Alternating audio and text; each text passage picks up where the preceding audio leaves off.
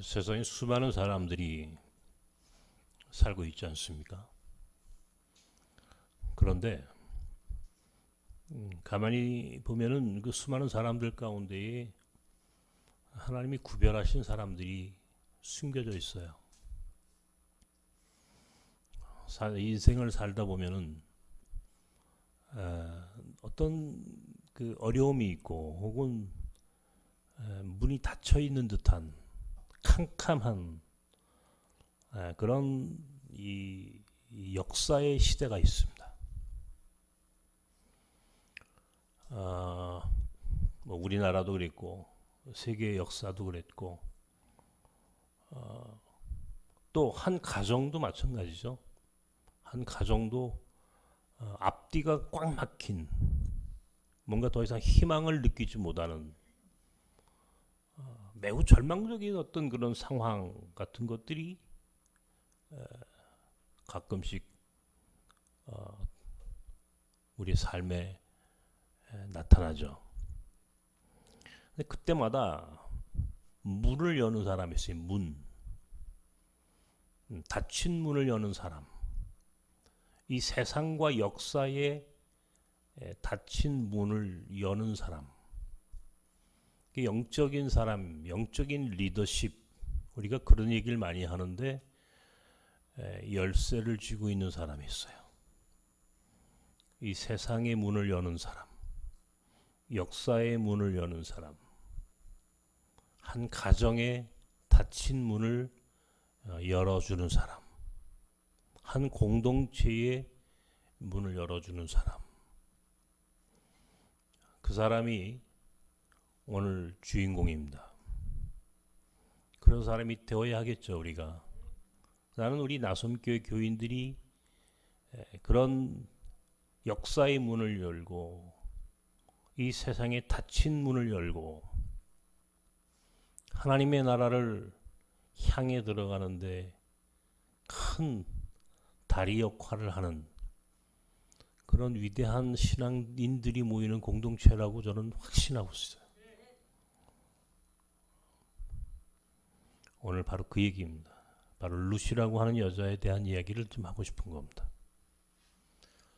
제가 학교를 이제 다니던 기간 동안에 신학교 기간 동안에 시험이 굉장히 많아요. 정말 시험이 많습니다. 지난주에도 우리 장 목사님 설교를 제가 집에서 잘 듣고 은혜를 받았는데 신학교 기간 동안에 아마 장신대가 그런 측면에서는 굉장히 공부를 많이 시키는 학교예요. 그중에 이제 성경을 늘 많이 묵상하게 하고 또 성경 종합 시험이 있고 하여튼 굉장히 그런 과정이 복잡합니다. 근데 이제 제가 젊은 시절이지만 그때도 성경을 읽다가 딱 걸린 데가 룻기. 왜 룻기라고 하는 책이 성경 66권에 포함되었을까? 구약 성경이 39권이고 신약 성경이 27권이지 않습니까?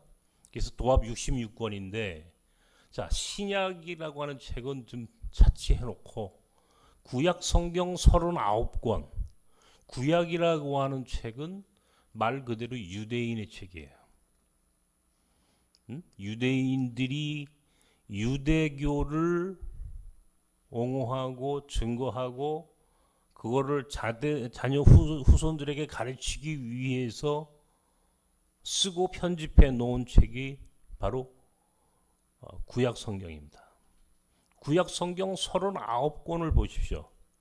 한결같이 유대인의 이야기죠.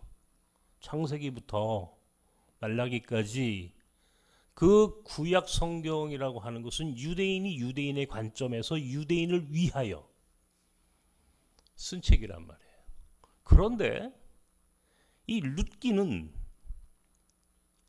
처음부터 의심스러워요. 왜 의심스러우냐면 이 룻이라고 하는 여인의 출생부터 이 룻이라고 하는 여인의 배경부터가 유대인하고는 너무나 다른 너무나 다른 여자의 이야기가 기록되어 있기 때문에 그렇단 말이에요. 룻이라고 하는 여자의 고향은 베들레헴이거나 유대 땅이 아닙니다. 한마디로 유대인이 아니에요. 이 룻이라는 여자는 모압 여자예요.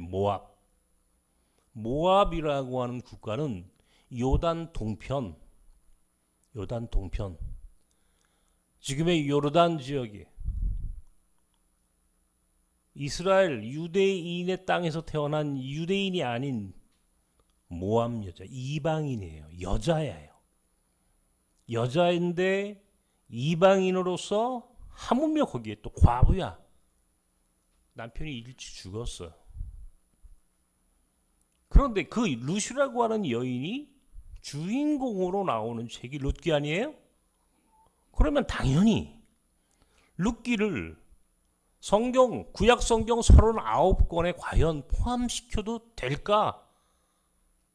한번 여러분 생각해요. 여러분이 유대인의 관점에서 유대인이라면 여러분의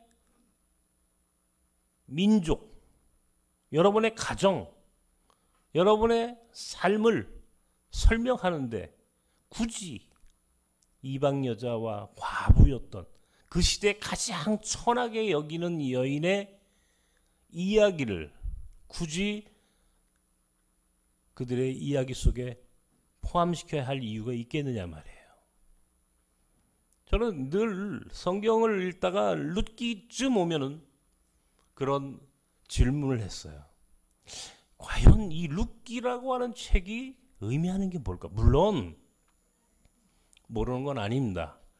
룻을 굳이 이 구약 성경 39권의 룻기라고 하는 책을 포함시킨 이유는 다윗과 연결시키기 위해요. 다윗이라고 하는 왕과 연결시키려면 어쩔 수 없이 룻이라고 하는 여인이 이제 다윗의 할머니라고 하는 사실을 이제 기록하지 않을 수 없었을 테니까 물론 룻기를 넣을 수는 있어요. 그럼에도 불구하고 굳이 룻을 넣을 필요가 없어요. 그냥 아버지들의 계보를 이으면 되는 거 아니야. 오늘 성경에 보니까 보아스가 룻과 결혼해서 오벳을 낳았다. 오벳은 이새를 낳았고 이새는 다윗을 낳았다. 그러면 다윗의 이야기를 하려면은 다윗의 이야기를 하고 싶었으면 그의 아버지 이새, 그의 할아버지 오벳, 그죠? 그의 증조 할아버지 보아스, 뭐 이렇게 이야기하면 되지. 굳이 룻이라고 하는 여자의 이야기, 모압 여자 과부였는데 그 여자가 어떻게 보아스라고 하는 베들레헴의 지주와 만나서 결혼했는지 굳이 넣어야 할 이유가 없단 말이에요. 그럼에도 불구하고 성서는 바로 그 룻이라고 하는 여인의 이름으로 기록된 책 룻기를 구약 성경에 포함을 시켰다는 것. 저는 거기에 대해서 늘 질문했어요. 왜 룻이라고 하는 여자가 주인공인 책이 구약 성경에 기록되었어야만 했을까? 우리는 그걸 알고 있죠. 마태복음 1장 5절에 보면 한번 볼까요? 우리 마태복음 1장 5절에 있는 말씀 한번 읽읍시다. 시작.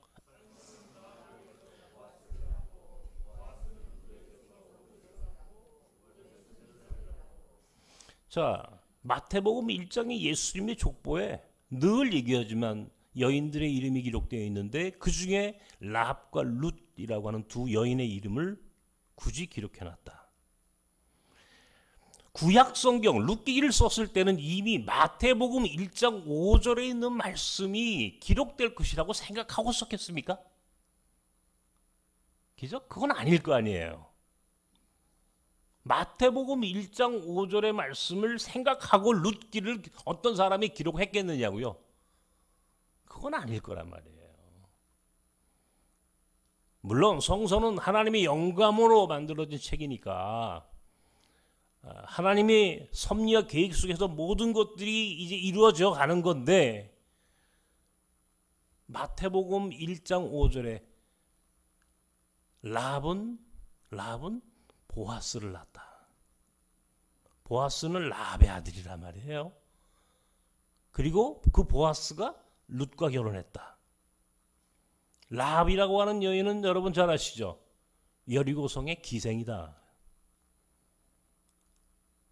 자, 마태복음 1장에 있는 말씀은 그래도 예수님의 출생이 이러한 계보 속에서 이루어졌어. 예수님이 이 땅에 오신 목적을 설명하기 위해서 굳이 마태복음 1장에 예수님의 족보에 랍과 루시라고 하는 여자의 이름이 기록됐어 라고 신학적으로 우리는 그렇게 공부하고 해석을 해요. 그런데 구약은 다르지 않느냐 말이에요. 구약은. 에? 구약은 보아스는 베들레헴의 지주였다. 어머니 랍이 여리고성의 기생이다. 그런데 여리고성에 찾아온 정탐꾼 중 한 사람과 결혼을 해서 보아스를 낳았다. 여러분 이거는 기억이 나시죠? 그죠? 여호수아서에 있는 그 랍과 기생 랍과 정탐꾼의 이야기는 여호수아서에 기록되어 있습니다. 그렇게 태어난 보아스, 그가 베들레헴의 대지주였다. 큰 부자였단 말입니다. 그러니까 아마 그런 일련의 과정을 통해서 베들레헴에 이제 랍이 터를 잡고 살면서 거기서 아마 큰 지주 역할을 하게 되었고, 그 아들 보아스에게까지 그 부가 대대손손이 이제 그 부가 이제 흘러가는 거겠죠. 어쨌든 간에 보아스는 베들레헴의 지주예요. 지주. 룻은 여자 과부로서 모압 여인이에요. 모압 여자로서 과부예요. 누가 주인공입니까? 그러면 여러분, 보통의 여러분이 상식적으로 이 세상의 모든 일상사를 우리가 들여다본다면 누가 주인공이에요? 예를 들어서 삼성가의 이재용이 주인공이겠어요? 아니면 전혀 존재감 없는, 내세울 것 없는 그런 천하고 천한 여인이 주인공이겠어요? 당연히 뉴스의 토픽을 장식하는 것은 세상 사람들이 볼 때에 돈 많은 사람, 남자, 공부 많이 한 사람, 성공한 사람, 부자, 이게 우리가 세상 사람들이 생각하는 이치예요. 이 사람들이 주인공이에요. 우리 뉴스를 보세요. 뉴스에 나오는 사람들의 대부분이 누가 주인공인지. 뉴스에 나오는 사람들은 대부분 성공한 사람들, 자랑할 것이 있는 사람들. 그런데 당연히 그러면 보아스와 룻이라고 하는 두 부부의 이야기라고 한다면 당연히 보아스가 주인공이어야 할 것 같은데, 성서는 보아스를 주인공으로 설명하지 않는다는 거예요. 룻을 주인공으로 설정했어요. 아까 얘기했습니다. 이 역사와 세상에는 늘 닫힌 문을 여는 사람이 있다. 닫힌 문을 여는 사람. 누가 닫힌 문을 여는 키를 가지고 있느냐? 영적인 열쇠를 가지고 있는 사람이 있어요. 영적인 열쇠, 키맨이 있다고. 여러분이 사는 여러분의 가정도요, 실은 누군가 여러분의 가정과 가문의 영적인 지도력을 가지고 있는 사람이 있어요. 한번 돌아보십시오. 누가 그 사람이었는지. 지금쯤 한 인생을 웬만큼 살아본 사람은 우리 집안의 영적인 키를 누가 가지고 있나? 우리 뉴라이프 선교회를 하시는 분 중에 이재순 권사라고 있어요. 아마 아는 분들은 좀 있으실지 모르겠는데, 저랑 같이 인도를 같이 갔던 권사님이에요. 인도를 갔는데 저 하반가지가 있는 인도 펀잡에 가가지고 거기서 이제 선교지 여행을 하는데 서울에서 연락이 온 게 남편이 돌아가시게 생겼다고. 큰일 났잖아요. 인도에 갔는데, 그것도 저 히말라야 밑에 펀잡에 가 있는데 거기서 남편이 돌아가시게 생겼다고, 빨리 와야 된다고. 이제 그렇게 해서 우여곡절 끝에 하여튼 거기서 비행기를 타고 델리까지 와서 델리에서 서울까지 오는 비행기를 이제 갈아타고 혼자 그렇게 서울에 오신 권사님이에요. 근데 그 이후로 한동안 만나지 못했어요. 그러다가 우리 뉴라이프 선교회 동생들을 데리고 오신 동생들을. 딸이 5인데 그 집이 딸이 5인데 딸 하나는 장애가 있는 딸 빼놓고 4자매가 다 뉴라이프 선교 멤버예요. 대단하죠. 예? 그게 우리 이정 권사님이 큰 딸이고 둘째, 셋째, 넷째까지 다. 하여튼 딸 넷이 다 와가지고 뉴라이프 선교회에서 비전 스쿨을 했어요. 이번 이제 지난 기수에. 근데 내가 이제 같이 식사를 한번 하자고 해서 같이 식사를 하는 가운데 이분이 충청도 부여분인데 어떻게 해서 예수 믿고 어떻게 해서 이렇게 어떻게 그 가정사를 한번 얘기해 보세요. 그랬더니 이 권사님이 충청도 부여에서 혼자 교회 다녔대요. 혼자 어렸을 때 자기 아버지한테 늘 얻어맞고 교회 가지 말라고 성경책 불살 듣고 그냥 교회 가지 말라고 핍박이 그렇게 심했는데 죽으나 사나 교회를 나갔다는 거예요. 그래가지고 지금은요 온 가족이 다 구원을 받았다는 거예요. 온 가족이. 너무 웃기잖아요, 그죠? 근데 그 4자매가 참 적극적이에요. 게다가 가끔 그 권사님 이제 만나서 이야기하다 보면은 얼마나 그 모습이 저 충청도 부여에서 어렸을 때 교회 다니면서 혼자 예수 믿겠다고 그렇게 해서 핍박당하고 살다가 지금은 온 그 가족이 자기 동생 모두가 다 예수 믿고 구원받고 그렇게 산다고 우리 언니 때문에 우리 예수 믿게 됐어요. 동생들이. 그러면요 그 권사님이 키를 가지고 있는 거예요. 그런 거죠, 그죠? 마치 우리가 한 가족 공동체를 보세요. 여러분 누가 우리 가정을 지켜낸 사람이 있어요. 우리 집안을 지켜낸 사람이 있어요. 누군가가 그 집안을 책임진 영적인 열쇠를 가지고 있는 사람이 있어요. 그 사람이 주인공인 거예요. 그 사람이 주인공인 거예요. 저도 제가 여러분 앞에 한번 물어볼게요. 제가 주인공이처럼 보이죠, 여러분? 앞에 설교하는 사람이니까. 제가 여러분 담임 목사니까 제가 주인공처럼 보이죠? 아닙니까? 실망입니다. 말이라도 좀 그렇게 해주시면 좋을 텐데 답변을 안 하시는 거 보니까 알고 계셔요, 답을. 제가 주인공이 아니에요. 저는 그걸 알아요. 우리 집안의 주인공은 우리 집사람이에요. 우리 집안의 주인공은 우리 집사람이 주인공이에요. 내가 그걸 인정해요. 우리 공동체의 주인공은 내가 아니고 호자뜨였어요.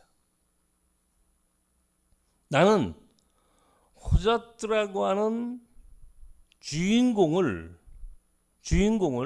섬기는 사람으로 부르심받은 것이 내가 주인공이 아니라는 사실을 내가 알았어요.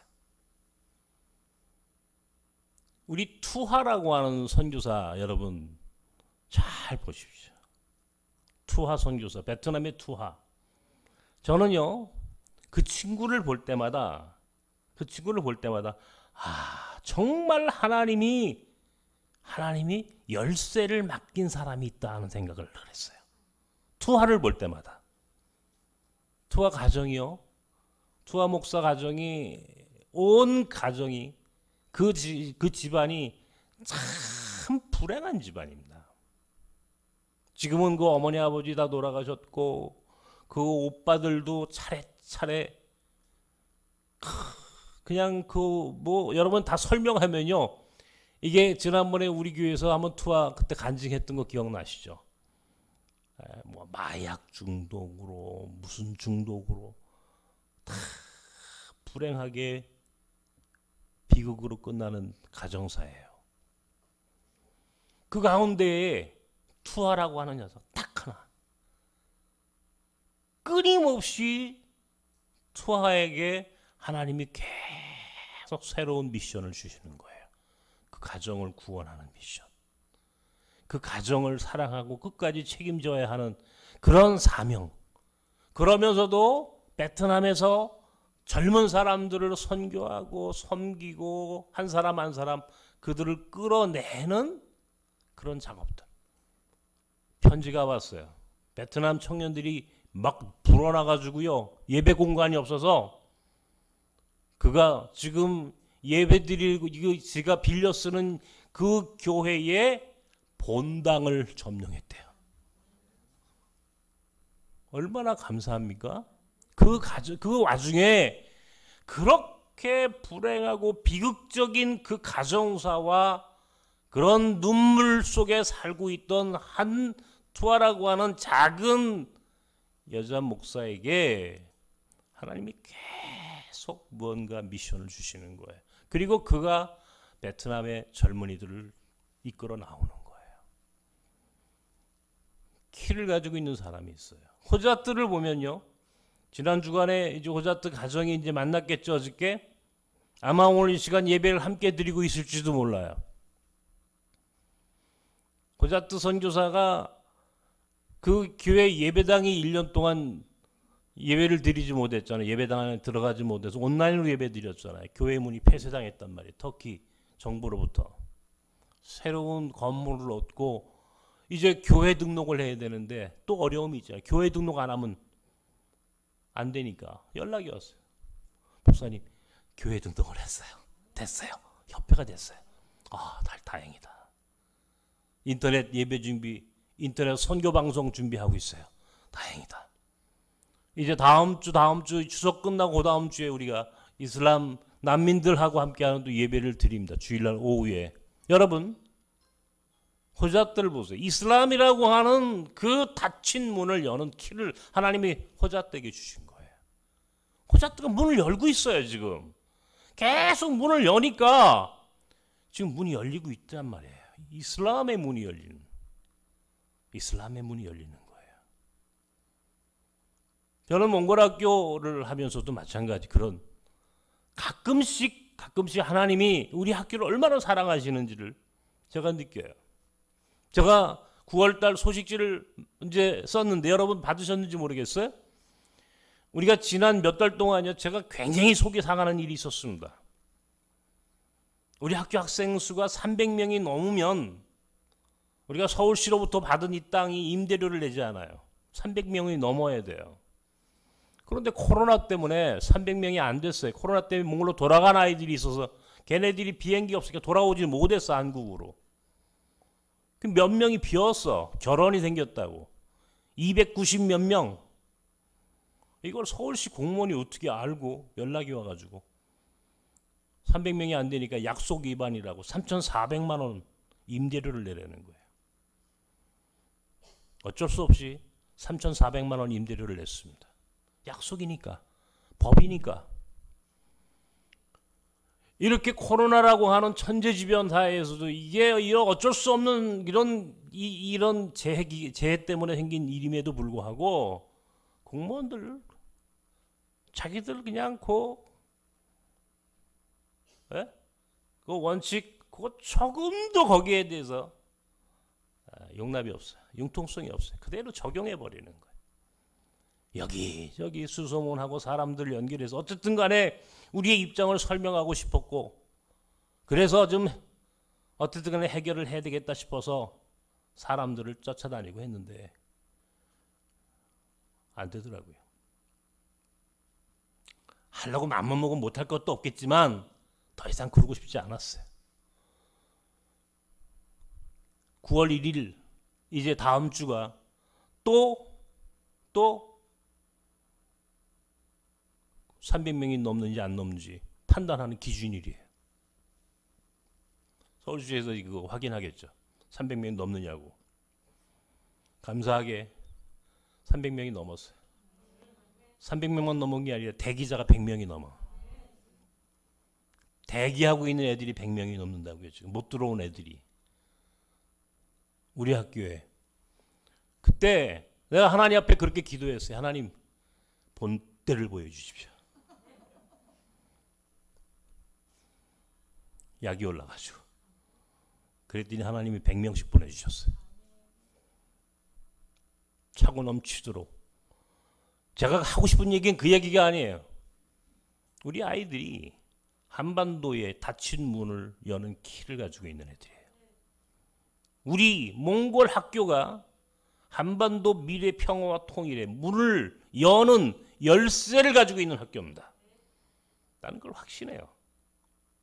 몽골이 그렇게 쓰임받는 날이 있다. 나는 그런 상상력을 갖고 목회하고 선교하고 살아온 사람이에요. 아무도 이 몽골 학교 도대체 이게 뭐야? 이걸 왜? 그런데 하나님은 제게 이 작고 보잘것없는 때에 따라서는 아무도 관심을 갖지 않는 이 작은 학교이지만 이 아이들에게 하나님의 섭리와 계획이 숨어져 있다는 사실을 나는 확실히 믿고 있어요. 이 아이들을 통해서 한반도의 문을 열 것이다. 평화의 문을 열 것이다.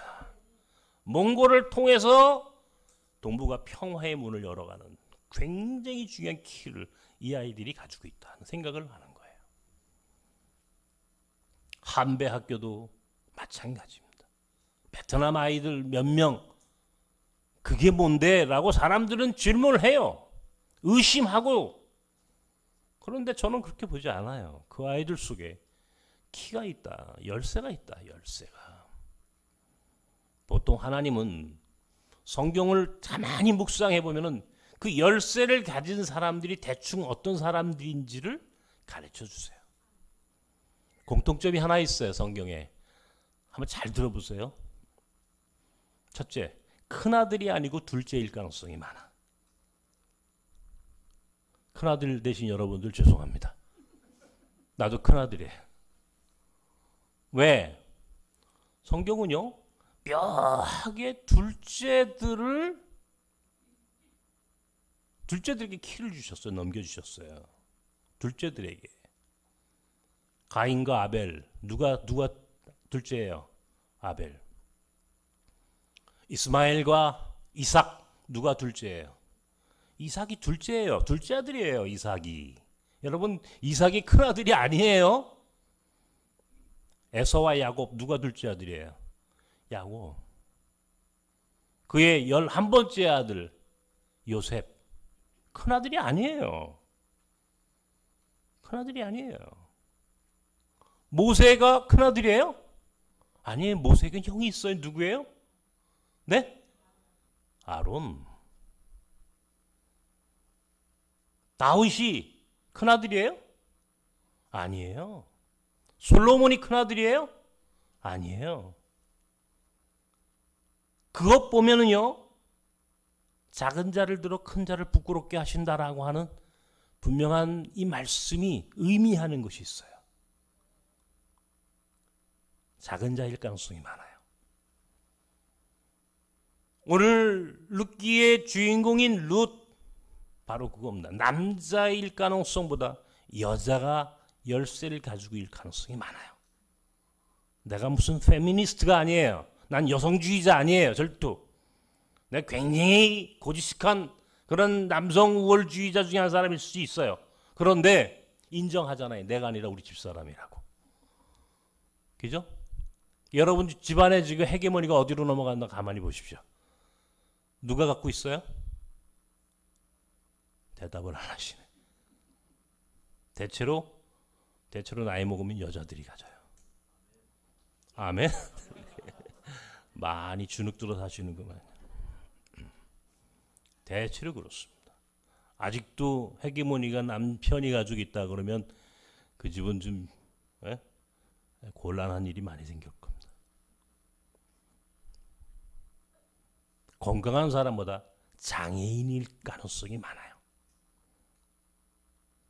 난 우리 집에 우리 영길이가 열쇠를 가지고 있는 아이라고 생각을 해요.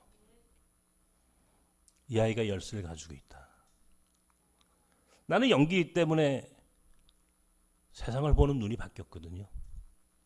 내가 건강한 아이로 우리 아이들 둘 다를 키웠다면 내가 미처 깨닫지 못했을 것들을 장애를 가지고 있는 우리 작은 아이 때문에 작은 자에 대한 이해의 풍골, 이해의 관점을 더 많이 갖게 됐어요. 언젠가 우리 이교일 집사님도 비슷한 간증을 하던데, 간증에 나오셔서 내가 하는 걸 봤는데, 수영이가 키를 가지고 있다. 수영이가 열쇠를 가지고 있는 거예요. 마찬가지예요. 부자보다는 가난한 사람이, 배운 사람보다는 못 배운 사람이, 그렇게 세상은 분명히 어떤 하나의 흐름이 있어요. 열쇠를 가지고 있는 사람이, 영적인 리더십을 가지고 있는 사람이 있어요. 닫힌 세상과 역사와 가정과 그 구원의 문을 여는 사람이 따로 있어요. 하나님이 계획해서, 하나님이 구별해서, 하나님이 섭리 가운데 세워주신 사람이 있어요. 그런 사람이 누구인지를 찾아가는 통찰력, 그런 관점을 소유하는 것이 이게 바로 역사의식이라고 하는 거예요. 이게 바로 성경을 읽어야 할 이유가 여기 있는 거예요. 성경을 통해서 여러분은 무엇을 봐야 하느냐? 과연 하나님은 세상을 어떤 방식으로 통치하시는지를 보라는 거예요. 하나님이 여러분의 가정과 여러분의 인생을 어떻게 축복하시고 여러분을 이끌어 가시는지, 하나님이 이끌어 가시는 하나의 원리를 보라는 거예요. 그것을 자세히 들여다보면 어디를 주목해야 하는지를 알게 된다는 겁니다. 어디에 답이 있는 사람이 있단 말이에요. 답이 있는 사람, 그 사람을 붙잡으면 되는 거예요. 그 사람을 귀하게 여기는 거예요. 그 사람들은 대체로 작은 자들이란 말이에요. 과부, 고아, 나그네. 그래서 하나님은 반드시 과부와 고아와 나그네 같은 사람들을 통해서 역사의 문을 연다. 구원의 문을 연다.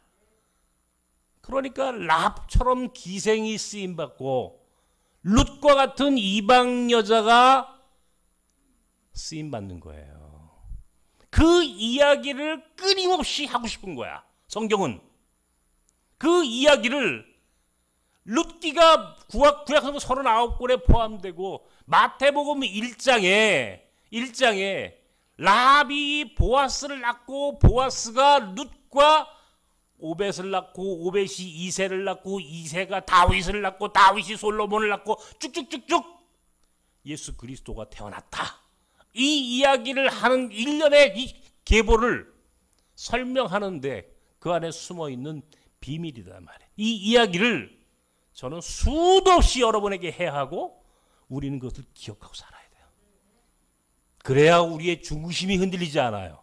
그래야 우리의 본질이 흐트러짐이 없이 하나님이 우리에게 주신 이 사명을 감당할 수 있는 거예요. 왜 오늘 우리가 나섬이냐? 왜 오늘 우리가 나섬이라고 하는 공동체 안에 우리의 삶을, 내가 왜 여기에서 하나님의 뜻을 이루어가고 살아가야 하는지에 대한 분명한 이유를 알아야, 내 존재의 의미를 알아야, 내 사역의 의미를 알아야 내가 행복해져요. 내 인생이 행복해진다고. 의미를 모르고 여기 있을 수는 없잖아요. 의미를 알아라. 이게 의미를. 우리가 왜 오늘 여기에 존재해야 하는지 그 의미를 알자 말이에요.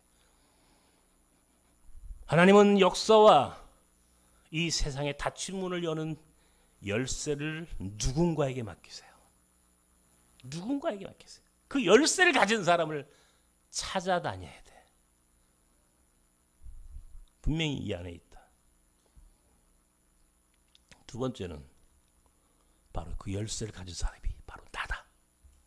여러분이 바로 열쇠를 가진 사람이라고 하는 사실을 믿고 사시라는 겁니다. 여러분 한 사람 한 사람이, 여러분 한 사람 한 사람이 난 우리 교인들이 서두에서 이야기했지만 그런 열쇠를 가지고 있는 사람들만 모인 공동체라고 믿어요.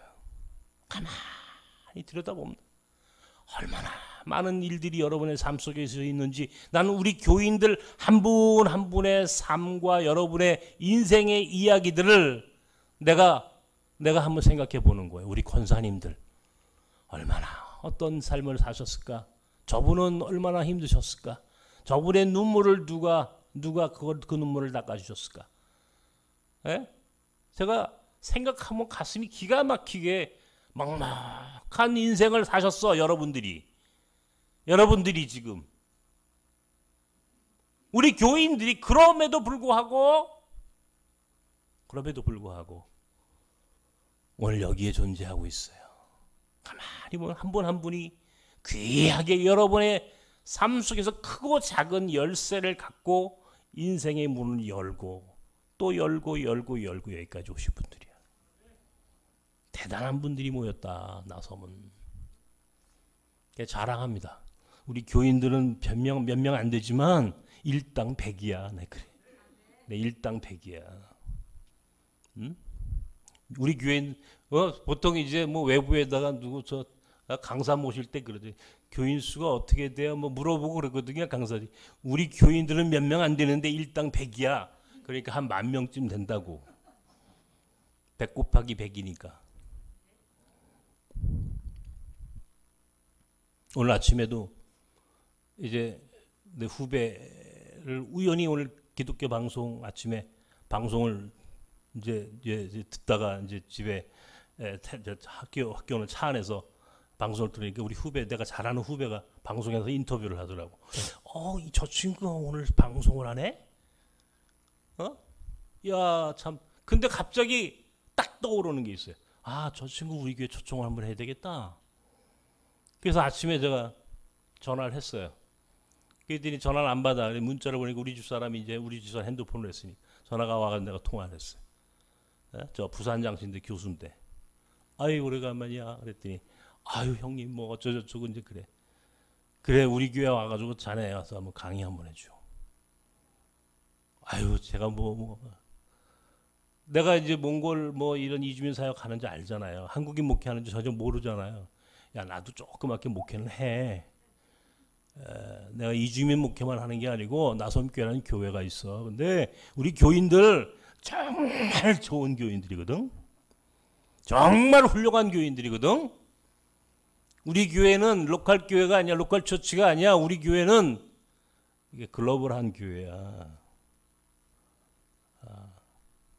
근데 꼭 와줘. 꼭 자네가 와서 한번 한국 교회 안에서 소위 사이비 이단의 문제에 정통한 사람이거든요. 그 얘기 갖고 한번 설교 한번 해줘. 강의 한번 해줘. 그랬더니 10월 첫째 주에 가겠습니다. 딱 그러더라. 오케이, 와라. 근데 그때 얘기한 거예요. 우리 교회는 교인이 일당백이다.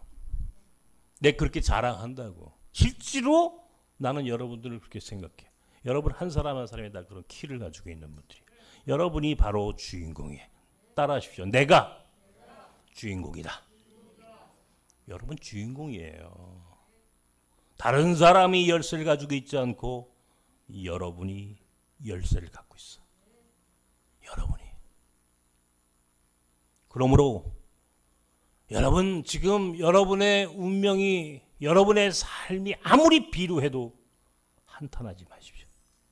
절망하지 마십시오. 끝까지 하나님이 여러분 안에 하나님의 섭리와 계획이 있다는 사실을 믿으시고 하나님 앞에 인내함으로 하나님이 여러분을 부르시는 그 부르심 앞에 온전히 서기 위하여 준비하시고 기다리십시오.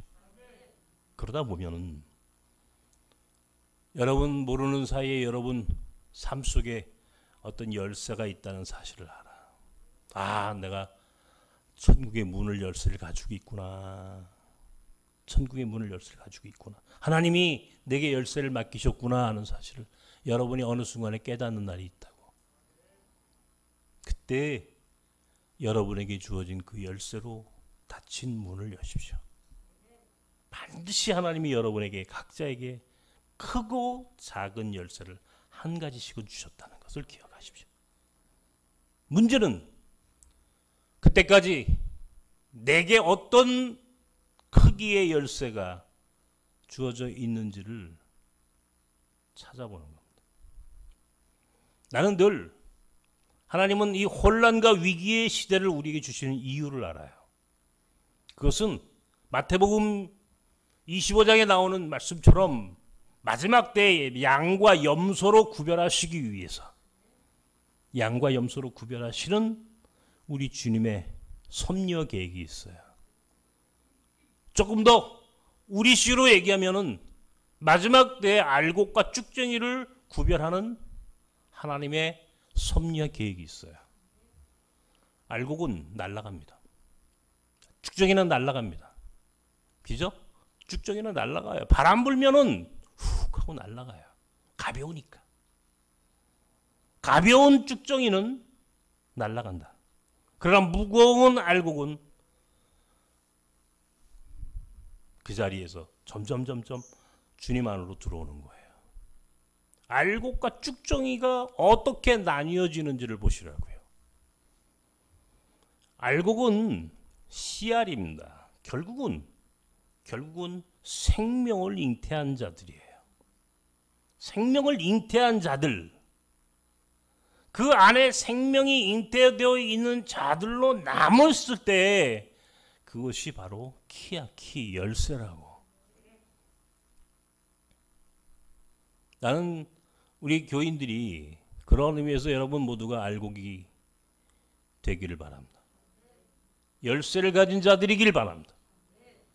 그러므로 오늘 여러분들이 어떤 경우든 여러분의 운명과 여러분의 고통, 여러분을 힘들게 하는 그 어떤 문제 앞에서도 무릎 꿇지 마십시오. 반드시 이길 겁니다. 그리고 이 고통의 시간, 이 위기의 시간, 이 혼란의 시간만 잘 극복하고 넘어간다면 어느 순간에 여러분 인생에 여러분 각자에게 열쇠 하나씩이 주어져 있는 사실을 느끼게 될 겁니다. 그것이 라합이 살아온 삶이었고 룻기가 구약성경 39권에 포함되게 된 이유야.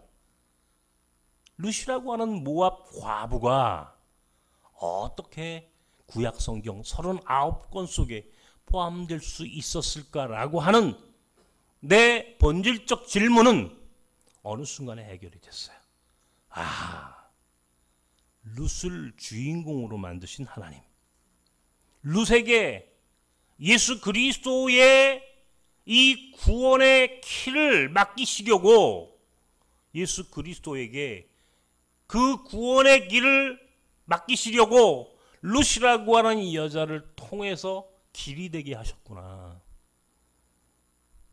길이 되게 하셨구나. 마태복음 3장인가요?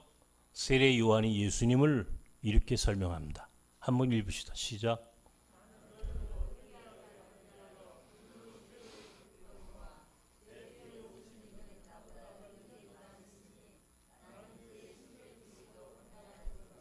나는 그의 신발끈도 감당할 수 없다. 요한이 예수님의 선배예요. 스승이에요, 스승. 근데 그 요한이 스스로를 나는 작은 자야. 저가 주인공이야. 그 과정이 있어요. 그렇게 과정이. 세례 요한이 예수님을 이렇게 인정하듯 다 예수님 안으로 딱 초점이 맞춰지잖아요. 바로 룻, 라합, 이 여인들의 이야기 속에는 목적지가 있었어요. 목적지. 뭐냐? 그 목적은 바로 예수. 알고 보니까 궁극적으로 구약에 라합이 나오고 룻이라고 하는 여인이 나오고 이새가 나오고 다윗이 나오게 되는 이 일련의 과정은 우리는 몰랐는데 구약 성경을 썼던 구약의 저자들도 룻기를 썼던 그 어떤 성경의 기록자도 몰랐는데 나중에 보니까 마지막 목적지가 예수가 되더라는 거예요. 그리고 그 예수는 우리를 구원하는 구원의 길이 되더라는 거예요. 모든 것은 로마로? 아니, 모든 길은 하나님 나라로. 하나님 나라로 통하는 길을 만들기 위해서 역사는 그렇게 한 발 한 발, 한 사람 한 사람에게 크고 작은 열쇠를 줬고, 그때마다 닫힌 문을 열고 또 길을 만들고, 닫힌 문을 열고 역사를 뚫고 세상을 뚫고 오늘 여기까지, 저와 여러분에게까지 복음이 여기까지 오게 하셨어요. 우리도 또한 하나님의 나라, 그 나라를 향한 우리의 여정을 위하여 우리 각자에게 또 열쇠를 맡기셨어요.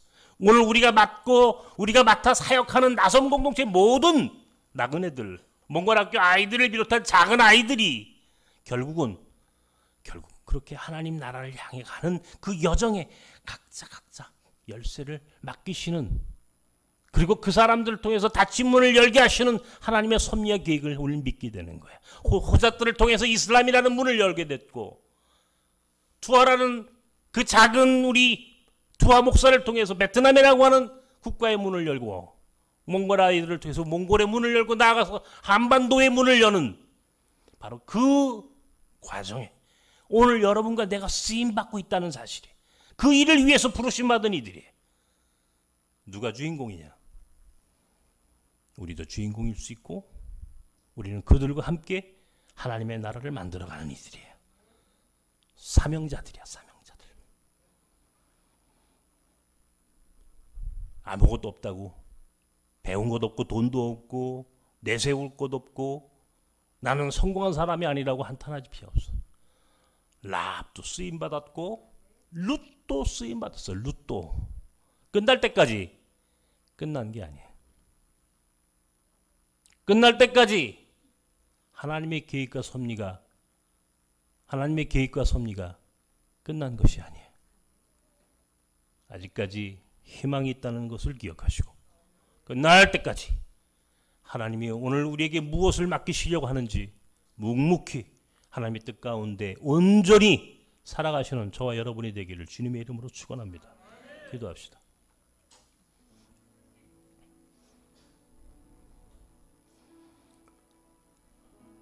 룻기가 왜 성경에 포함되어야 했는지를 질문했던 제 젊은 시절이 있었습니다. 왜 룻기를 여기에 포함시키셨을까? 왜 룻이라는 여자가 구약 성경 39권 속에 포함되어야 하는가? 그리고 어느 때 나는 그 의미를 알았고 하나님의 섭리의 계획을 깨달았습니다. 그것은 룻에게 하나님 나라의 열쇠를 맡기신 겁니다. 천국의 열쇠, 하나님 나라로 향해 가는 그 길을 개척하는 개척자의 열쇠를 맡기신 겁니다. 그 목적지는 예수 그리스도였어요. 오늘 우리도 또한 그 일을 또 감당하는 겁니다. 우리는 룻과 같은 사람들을 만납니다. 라합과 같은 여자를 만납니다. 우리는 이곳에서 가장 작고 힘없는 사람들을 만납니다. 그러나 그들이 열쇠를 가지고 있다는 사실을 믿기 때문에 그렇습니다. 여러분에게도 그 열쇠가 주어졌습니다. 이 시간 우리가 함께 여러분의 삶과 우리의 사역과 우리의 아직 끝나지 않은 인생길을 위해서 기도하십시다.